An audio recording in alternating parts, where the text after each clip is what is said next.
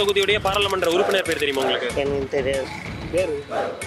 MP பேர்லாம் தெரிஞ்சு நாங்க இது வரைக்கும் ஒன்றும் பண்ணலைங்க. 3 இடத்துல சுமாரா இருக்குது. யாருமே நடத்தல. இது வரைக்கும் சேலம் எம்பி வந்து இங்க பார்த்த மாதிரி தெரியும். வரதே இல்லையே.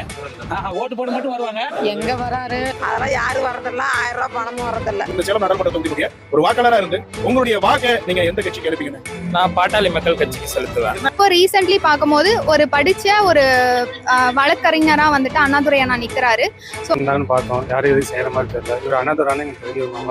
அதனால வந்து இவர் வந்தா பரவாயில்ல நாங்கள் எதிர்பார்க்குறோம். கட்டாயம் இவருக்கு தான் ஓட்டு போடுறோம். வேட்பாளரை பத்தி உங்களுக்கு தெரிஞ்ச சில விஷயங்கள் இவரு இப்போ வந்தா செய்வார்னு ஒரு நம்பிக்கை, அதனால கண்டிப்பா போடுறோம். ஸோ அவரு வந்துட்டு வந்தா இன்னும் கொஞ்சம் பெட்டரா நிறைய அரசு ரீதியானதும் சரி, பெண்களுக்கும் சரி, இளைஞர்களுக்கும் சரி நிறைய சப்போர்ட் பண்ணுவாரு. வேற யாருக்கும் ஓட்டு போடணுன்ற அந்த ஐடியா தெரியும்.